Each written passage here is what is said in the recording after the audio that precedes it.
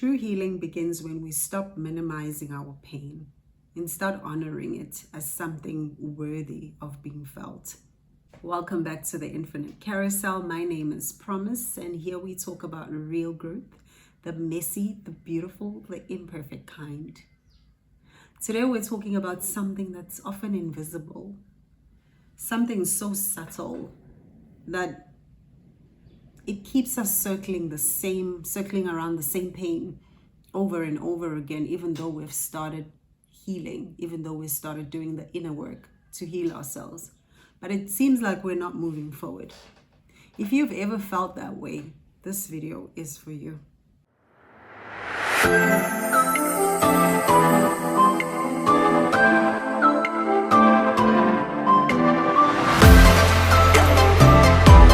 Think about this. You are wanting to heal, but you are clinging to comfort.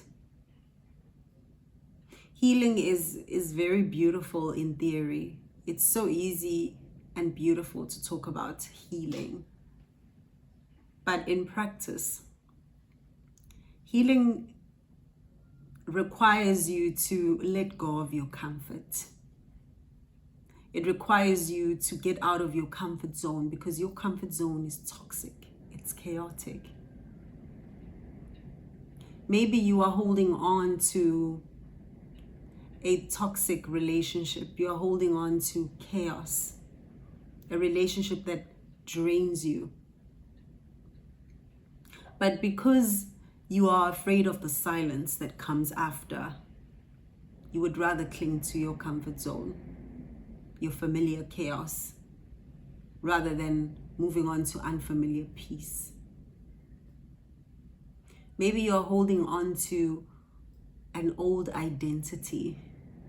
You've probably identified yourself in the past as the broken one, or the strong one, or the victim.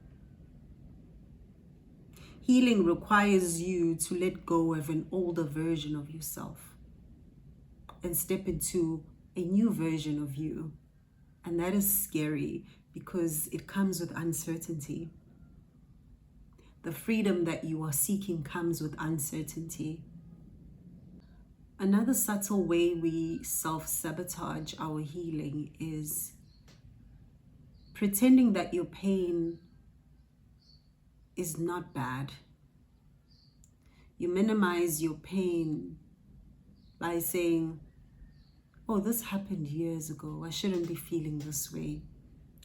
I should be over it by now.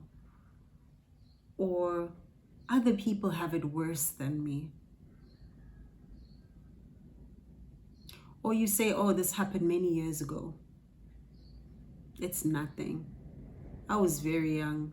Or I don't know what I was doing. I was a bit immature. Doesn't matter. This minimization of your pain, it shuts down your ability to process, to truly process. Because healing is not easy.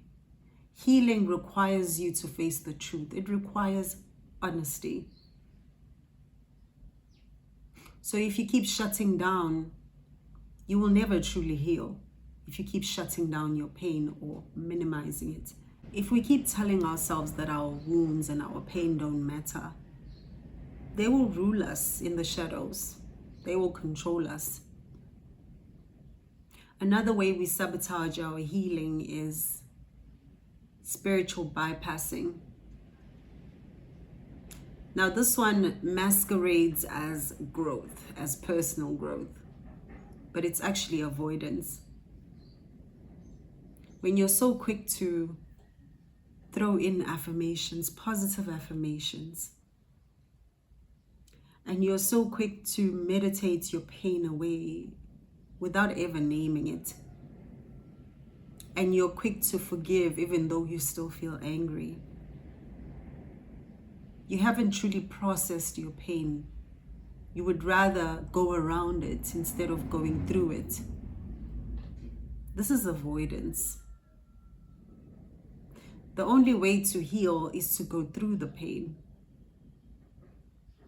All of that spiritual practice It's very good. It's very beautiful. But you got to feel your pain first. Name it, process it. Understand where it's coming from instead of sweeping it under the carpet. Sometimes we sabotage our healing by making this process a performance.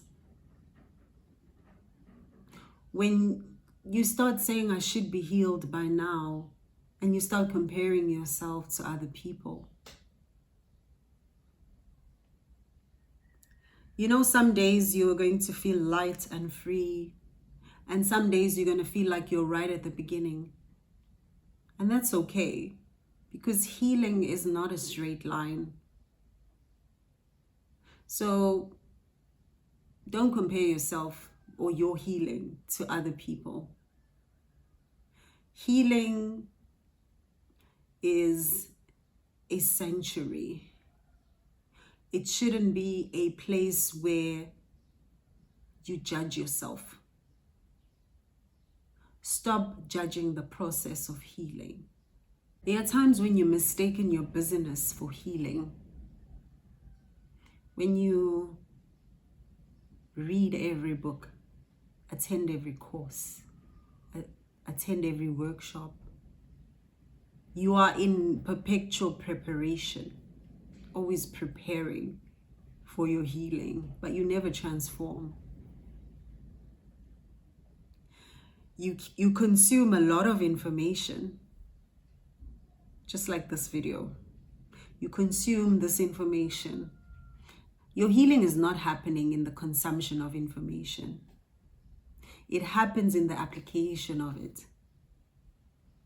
It happens when you apply the practice of healing and truly feeling your pain and allowing yourself to go through it before you throw in the affirmations, before you throw in the meditation and all these practices that help you with your personal growth. So don't mistake your business with healing. Finally, the deepest form of self-sabotage is being afraid of what you'll become once you've healed. When you no longer define yourself by your wounds, when you no longer hold on to the story that once protected you, and when you finally feel worthy of joy, love, and peace. Because healing means that you are losing a version of yourself. That's what makes you afraid. You feel like you are losing a version of yourself. And yes, you are. You are losing an older version of you that once identified with pain. But the truth is, you are not losing anything. You are finding yourself again. You are discovering who you were before the wound. So if you are feeling stuck in your healing, try to notice the subtle patterns in which you are sabotaging your healing. Are you minimizing your pain? Are you mistaking busyness for healing? Are you judging yourself too harshly? Are you afraid of who you'll become once you've healed? Or are you clinging to comfort? Are you using positivity as avoidance?